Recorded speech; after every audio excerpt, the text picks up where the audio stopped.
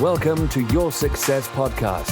We give you actionable insight and stories behind real-life success wherever you go.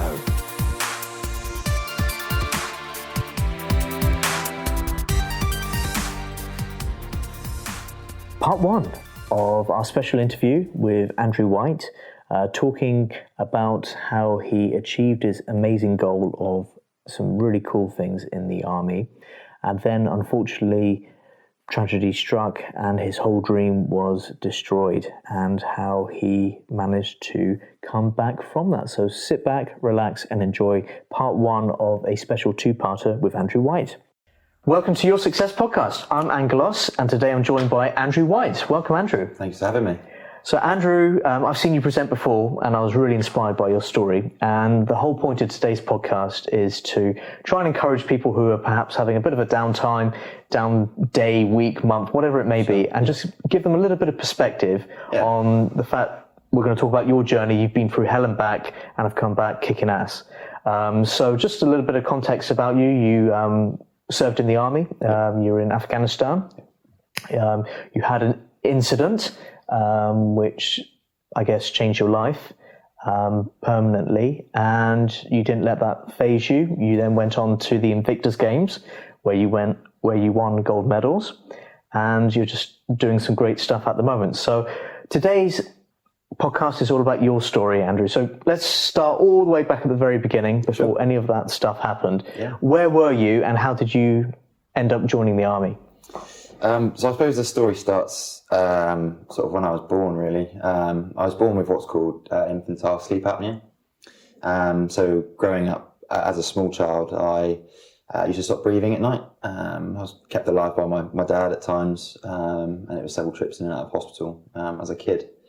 And then growing up, that sort of developed into asthma, which ultimately, to join the army, you've got to be 5 years clear of asthma. So growing up from that, growing up, I always knew I wanted to join the army. That was always my plan. I had separated parents, and then my mother remarried, and to an abusive stepdad, essentially. I was then moved around a lot, and then eventually joined the army after I left school, and joined the 1st Battalion Gulfstream Guards. Okay, cool. So what was it about the army that really attracted you to it? In the periods leading up to joining the army, I did a carpentry course. I did that because my granddad was a carpenter. He did exactly the same thing and then joined the army. And I think that's what I wanted to do. I wanted to sort of replicate his career moves, I guess. He was a man that I always looked up to. And yeah, he was my idol, I guess. He had everything that I wanted and more. So, yeah. Well, he's in good company, isn't it? Exactly. Your granddad, Jesus, all great carpenters. Exactly, yeah. But you realised it wasn't quite for you? It wasn't quite for me. I had a gap to fill because I had to be 5 years clear. So when I wanted to join when I left school, I had basically 2 years to kill. And I didn't want to be the type of person that was like, okay, I'll just get a job down Tesco's stacking shelves. Mm-hmm. I wanted something that when I left the army, I could fall back on it. Yeah. And it was one of those things that happened to fall into place. It was something I really enjoyed. It was one of those things that I was good at in college. And the opportunity was there, and I grabbed it. And then obviously when I passed and was lucky enough to join. So you got 5 years clear? Yep. Applied, got through? I did, yeah. And what was that like? I think with all the things that happened leading up to joining, and all the setbacks I had, it was a massive relief. Like I can remember the day I left St David's Station. My mum and dad hadn't seen each other for quite a long time since their divorce, and they were both on the platform. It was the first time I saw my parents like properly together, and it was quite overwhelming, if I'm honest with you. You know, the one dream that you've had, and I had to work really hard for it. It wasn't like something that I walked into. I trained really hard. As soon as I knew that I wanted to go in, I was running on Dartmoor with packs. I bought a pair of boots, broke them in. I was running in boots. All the things that I knew that I had to be doing. All of of that sort of built into one it just sort of hit me really. Yeah. And then when I arrived at Darlington Station and then I've got people shouting at me, it was okay. This is it now. Back to earth, yeah. Let's get used to this. Yeah. That's awesome, man. Yeah.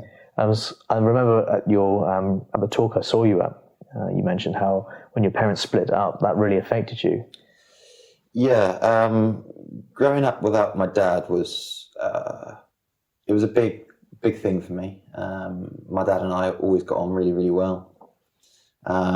Obviously, my dad's dad was the carpenter that I was talking to you about.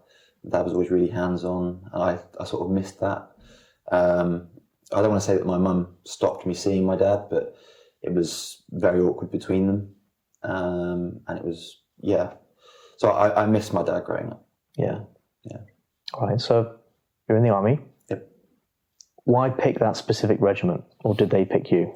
I didn't pick it at all. Again, I wanted to join the Royal Artillery, which is my dad's regiment, because he was in as well. But the waiting time was another year. Right. And I didn't want to wait. Yeah. So the Coldstream Guards, they were taking in 2 weeks from the time that I got accepted. Officially, they want to employ me essentially. And I was like, yeah, I'll do anything right now. And obviously they talk it up. You can join Peacock and you jump out of aeroplanes and this, that, and the other. Yeah. But yeah. Okay, Coldstream Guards. Yep. I'm going to put you on the spot a little bit. Sure. Can you remember the motto? Nulli secundus. Which means? Second to none. Brilliant. Just read about that just before I saw you, so I can't claim to be an expert, so I'm impressed that you remember that.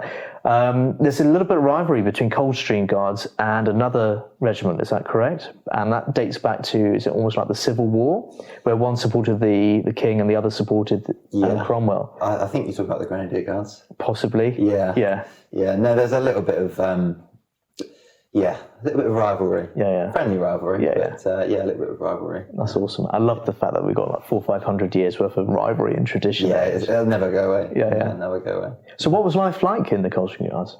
Brilliant. Yeah. When they said, I joined the Guards, and I was like, I don't want to stand outside Buckingham Palace, But you go into 7 Company, which is the ceremonial company in London, and it was epic. It was so good. I mean, I was 18, 19. Yeah. And I was being paid good money, living in paid accommodation.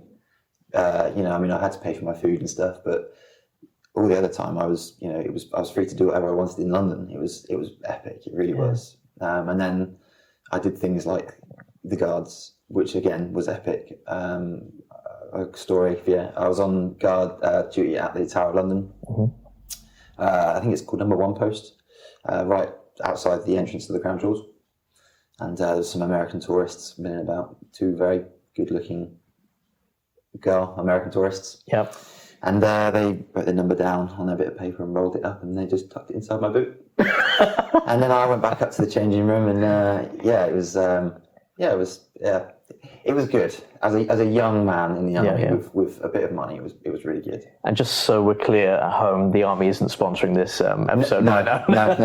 But you're doing a great job about it. Yeah. Okay, and did you get any annoying little tourists try and like tickle you or make you laugh, all that kind of stuff? Because you see it on YouTube and they go, The thing is, you can do all sorts to them. Like, you get a lot of tourists that stand and they want to like try and get their picture so they look like they're touching your bare skin. Yeah.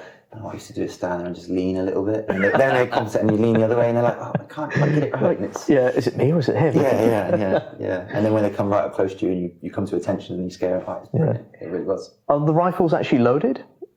That's a secret. Oh, right, okay. Not allowed to. They're not loaded, no. No. Oh, right, okay. Surprise. So you literally have your bayonet and your voice. Yeah. Okay. I think the Guards, I think there is an element of guard to it. More eyes with trained soldiers at the end of the day. But ultimately, the police are there with loaded weapons. Yeah. They're more trained in built-up areas than we were. Awesome. There's a big safe in the guard room full of rounds. Yeah. If you needed it. Yeah. Hopefully, you never need to. Yeah.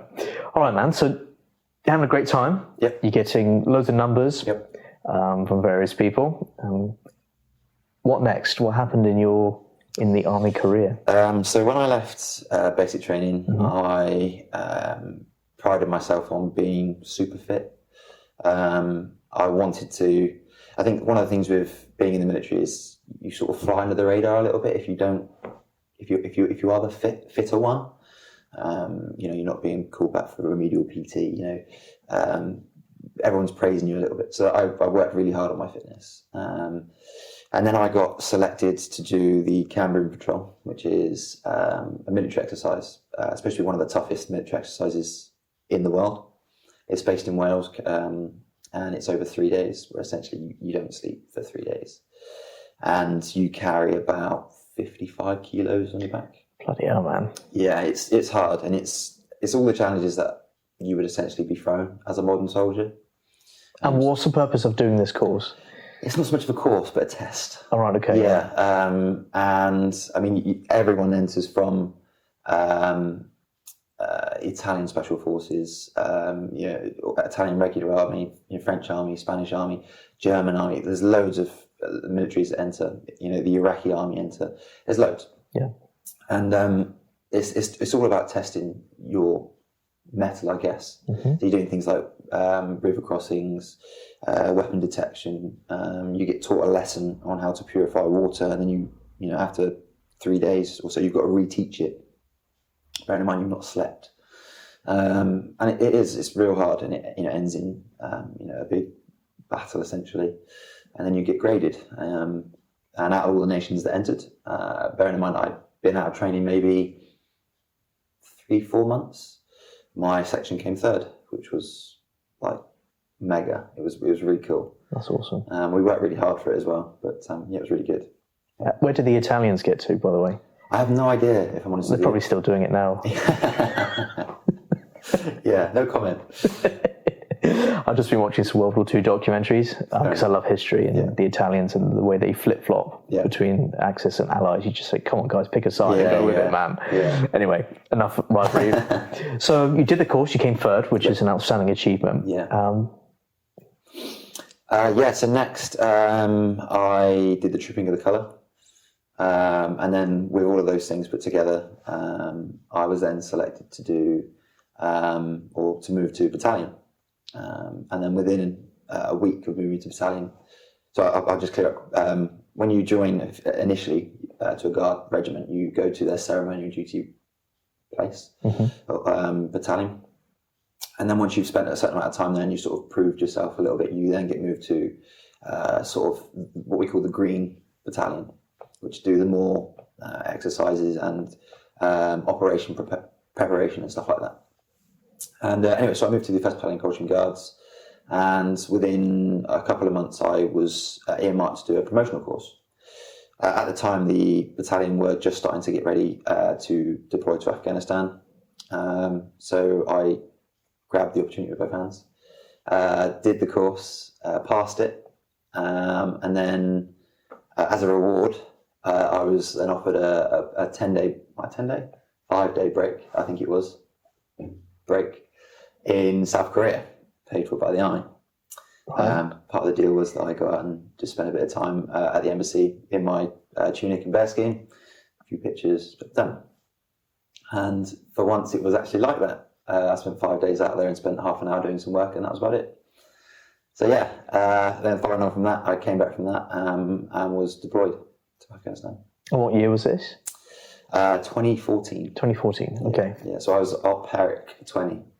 So it was the last operational tour of Afghanistan before it came Telic, I think.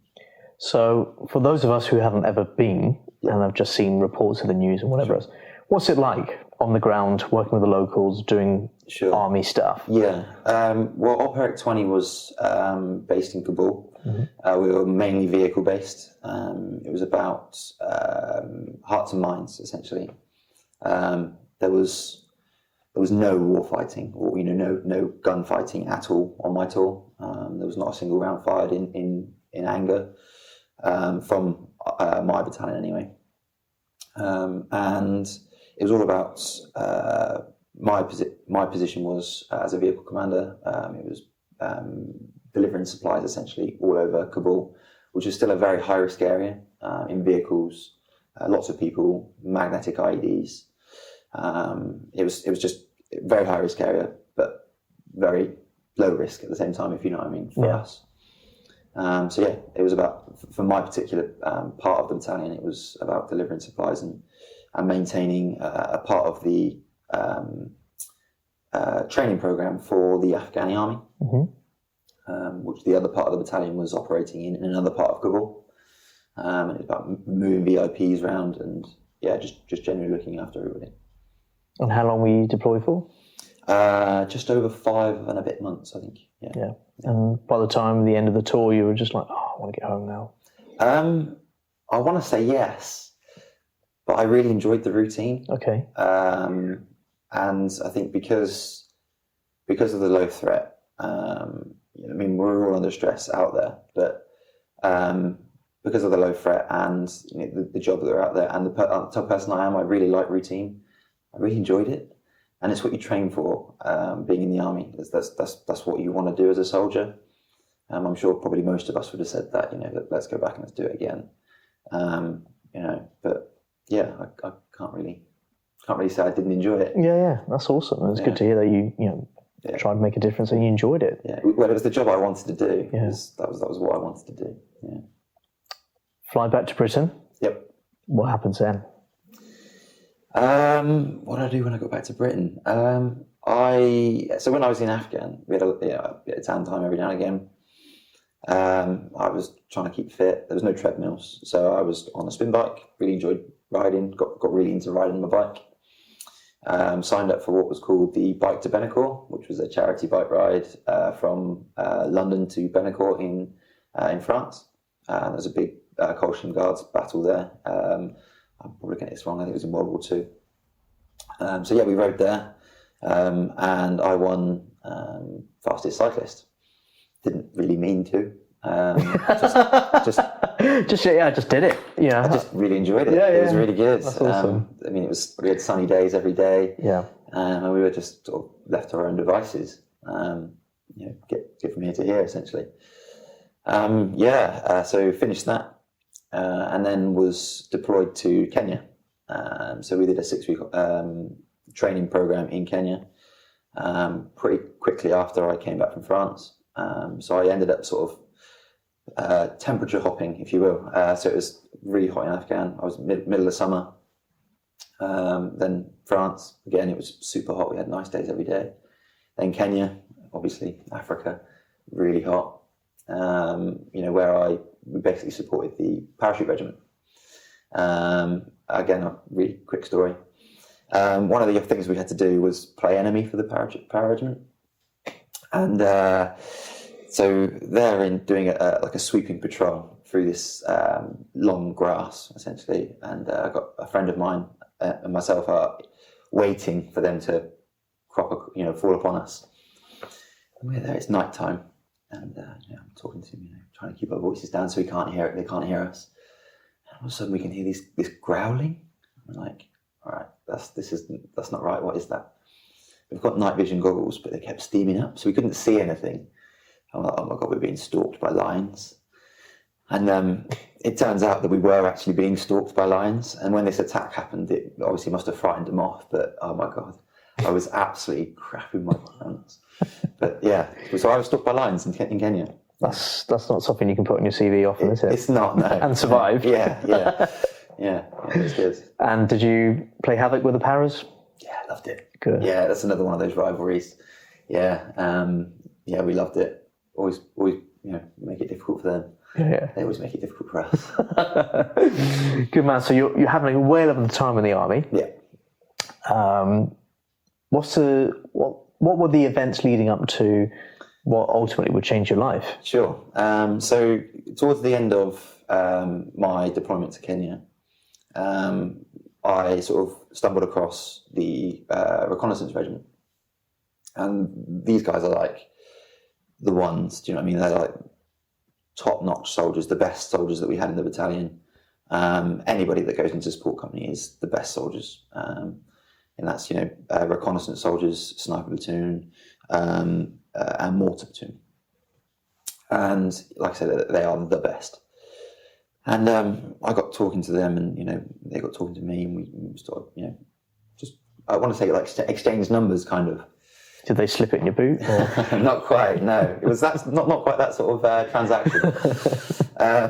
But anyway, I didn't really think anything of it. Got back to battalion, and then it was sort of Christmas time now. Went home for Christmas, and then received mail that I was being put forward for this reconnaissance platoon, CARDA, which was January. So my Christmas leave had been cut a little bit, but I wasn't that bothered because, again, to be part of that platoon was wow, essentially. Even to be invited to take part in the CARDA is a real big achievement. Anyway, so I attended the CARDA, and it was a 6-week long course. Just the basic reconnaissance course was 6 weeks long, and got to the final exercise, which was 2 weeks long, and it was in Brecon in Wales in January. The Italians still were doing their exercise. Probably, yeah, probably. But it was our objective was to provide 24-hour surveillance on a farm building and basically relay live information back to a HQ. You're essentially behind enemy lines, so you arrive on site at night. And you dig through the night, transporting all the soil. Sorry, I haven't really explained this very well. Essentially, you live in a hole in the ground with a roof, which you wouldn't know was there. And you arrive on site, you dig this hole at night, but you can't put the soil near the site because obviously they'll detect that it's there. So all the soil has to be transported 200 meters away. You have to take the same path every time. It's a nightmare. It's real hard. And then somebody's got to be on stag at all times. And then all of that coupled with -7 conditions. So I'm in this hole for 14 days. You can't cook, so you're eating cold rations. You have to do all your business in the hole, which is never that fun. Eventually passed the exercise, got back to battalion and was given the news that I'd passed the course and I was officially in the reconnaissance platoon. Brilliant. Yeah. So I found that out on the Friday. They gave us the weekend, but they told us that we were deploying again on the following Monday to Salisbury Plain to do built-up area training with the rest of the battalion, which was awesome. Again, that was really cool because you're not living in a hole, essentially. You're just living in an abandoned building. Yeah. It's the same rules apply, no cooking, blah, blah, blah, blah, blah. And anyway, I got home Friday night after being in the severe cold, -7 for 14 days. And I said to Holly, my now wife, I said, something's not right. I've had pins and needles in my feet now for 10 days. And she was like, okay, yeah, I'm sure it get better. Yeah, you're probably right. Anyway, so I got back to work Monday. And this wasn't getting any better. It was starting to feel like I was walking on hot plates, essentially. And carried on, as you do. It'll be all right. British way, right? British way, yeah. If you can't be solved with a cup of tea, Yeah. Carried on. We got 2 days into this week-long exercise, and I was noticed by the medics that I was just not walking properly, I guess. So they pull me to one side, and they do these checks quite often. The platoon commanders do them quite often, but they just do a foot check. Make sure make sure you're admin in your feet correctly. You've not got rotting feet, essentially. But what it is, he blindfolded me and took my shoes and boots off, my boots and socks off, and got a needle and just pricked my feet. And he was like, "Can you feel that?" And I was like, "Feel what?" And that's just when sort of life went downhill, really. I was immediately medevaced off the course, sent back to battalion, immediate doctor's appointment. They then assigned me there and then an appointment at Gosport, which is the Naval Academy of Medicine, for a thermal scan of my feet. And I was sent home. And then I was called back in for the scan. But what they didn't realise is when I got home, it deteriorated more. I couldn't walk. I suffered real bad. So when I attended the appointment at Gosport, Royal Academy of Medicine, it was a bit of a shock to the doctors, if I'm honest with you, that I sort of stumbled in, supported by my wife. They were like, never seen this before. Anyway, so they conducted the test on me, which is you get put in a room, 30 degrees, it's constant temperature, with your boots and socks off, and you stay there for an hour. Sit there, read a book, read a magazine. And then you get called up and they take a thermal image of your feet. And then they take one of your feet, put it in ice water, and they take another picture. And then they show you the results. And essentially the thermal image, hot is white, black is cold. And there was no circulation to my feet at all. So my feet were black. All of my other skin was white, healthy, I think, apart from my thumb tips. So it was a bit crap, if I'm honest with you. Then they conducted a second test just to confirm that the problem is there. They put metal plates on your hands, or your fingers and your toes, and the plates change temperature up and down 10 degrees, so it can go to -10 and +10. And you've got to basically say when you can feel it. On my hands, I got to sort of 8 degrees, and then I could feel it, and then about -4, and I could feel it. But on my feet, it got to -10, and I couldn't feel it. It got to +10, and I couldn't feel it. And at that point, I knew that something was seriously wrong. And I remember the doctor sitting me down and going, "This isn't good. You're probably, your military career is probably going to be over here." And I worked so hard for it. I didn't want it to come to an end. So I essentially asked him what I can do to sort of salvage it, what I can do to help, and he was like, "You've just got to stay warm, stay inside." So I went home and I sat in one spot on the sofa for 10 months and didn't move.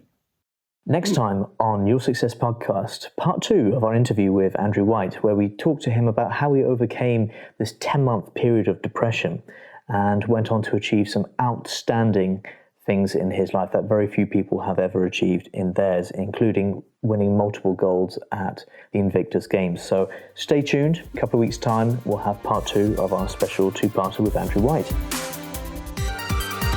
You have been listening to Your Success Podcast. Click subscribe for more incredible content. More details can be found at www.yoursuccesspodcast.com.